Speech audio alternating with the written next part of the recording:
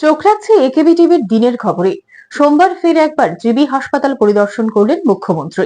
এদিন হাসপাতাল পরিদর্শন করে সংবাদ মাধ্যমের সঙ্গেও কথা বলেন মুখ্যমন্ত্রী ডক্টর সাহা। তিনি বলেন, জিবি রাজ্যের অন্যতম প্রধান হাসপাতাল। রাজ্যের মানুষ চিকিৎসা পরিষেবার জন্য এখানে আসেন। রোগীদের ভিড় বরাবরই এখানে থাকে। এদিন তিনি জিবি হাসপাতালের বিভিন্ন জায়গা ঘুরে দেখেন। কোথাও কোনো সমস্যা রয়েছে কিনা সেই বিষয়ে খোঁজ নেন। তিনি পরিকাঠামো, রক্ষণাবেক্ষণ, চিকিৎসকদের উপলব্ধতা, সহযোগী স্টাফ এবং অন্যান্য সুযোগ সুবিধা সম্পর্কেও তথ্য নিয়েছেন। যেখানেই পুনরুদ্ধার বা মেরামতের প্রয়োজন ছিল, তিনি সচিবকে নির্দেশ দিয়েছেন এবং তাকে সঠিকভাবে রক্ষণাবেক্ষণের জন্য বলেছেন। সেই সঙ্গে রোগীদের সমস্যা সমাধান করতেও বলা হয়েছে। এসব বিষয় যথাযথভাবে অনুসরণ করা হচ্ছে কিনা সেসব খতিয়ে দেখতে তিনি আবারও আসবেন জিবি হাসপাতাল পরিদর্শন করতে। ডক্টর সাহা বলেন, তিনি আইজিএম এবং জিবি হাসপাতালে কাজ করা এক্সিকিউটিভ ইঞ্জিনিয়ারের সাথে বৈঠক করবেন এবং সমস্ত সমস্যার সমাধান করবেন। মুখ্যমন্ত্রী আরো বলেন, অবশ্যই নিশ্চিত করতে হবে যে সমস্ত সমস্যার সমাধান হয়েছে কিনা। সিভিল হাসপাতাল উদ্বোধন হয়েছে এবং সরকার জিবিতেও এটা বাস্তবায়নের পরিকল্পনা করছে। এটা নিয়ে চিন্তা ভাবনা করছে। জিবির পরিকাঠামো শক্তিশালী রয়েছে এবং এটা আরো শক্তিশালী করা যেতে পারে। সমস্ত বিভাগ পরিদর্শন করা হবে এবং তিনি আবার আসবেন। রাজ্য সরকার মেডিসিন ওয়ার্ডও সংস্কার করছে।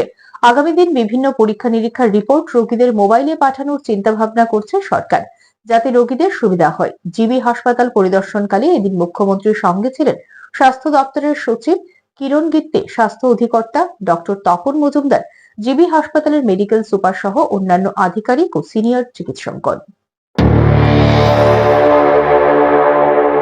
হসপিটাল যাকে বলে, সারা ত্রিপুরার মানুষ এখানে আসে। তো লোড তো এখানে সবসময় বরাবরই বেশি ছিল। তো সব জায়গায় জায়গায় দেখছিলাম আজকে, এবং কোনো জায়গায় কোনো সমস্যা আছে কিনা ইনফ্রাস্ট্রাকচারালি এবং মেনটেনেন্স এবং ডাক্তারদের অ্যাভেলেবিলিটি, আবার যারা অ্যালাইড স্টাফ আছে তাদের বিষয়েও খোঁজখবর নিলাম।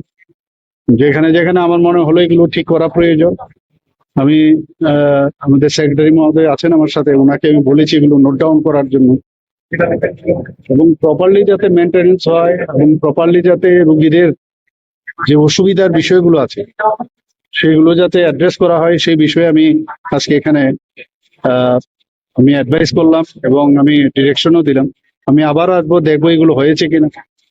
যেখানে রিপোজিশন দিচ্ছে পিডাব্লিউডি, যে এক্সিকিউটিভ ইঞ্জিনিয়ারের আন্ডারে কি কি কাজ হচ্ছে না হচ্ছে, আমি পুরো এখানে জিবি এবং আইজিএম হসপিটালের যারা আন্ডার এখানে এক্সিকিউটিভ ইঞ্জিনিয়ার আছেন ওনাদেরকে নিয়ে আমি বলবো যে কি কি ওদের সমস্যা, এবং যখনই এই ধরনের প্রপার যদি ব্যবস্থাপনা না থাকে, এইসব কারণে অনেক সময় দেখা যায় যে এত ভিড়ের কারণে সব মানুষ আছে এখানে, তো তাদেরকে আরো, আপনারা জানেন গতকাল আমরা যে সিভিক হসপিটাল আমরা উদ্বোধন করেছি, তো সেই রকম ভাবে এখানে করা যায় কিনা সেই চিন্তা ভাবনা নিয়ে আজকে এখানে আসা।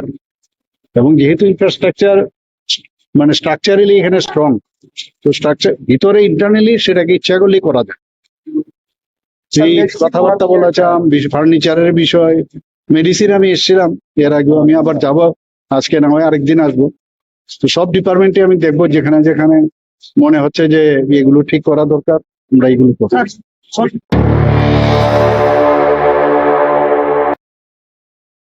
চোখ রাখুন একেবি টিভির আরো খবরে, সঙ্গে থাকুন।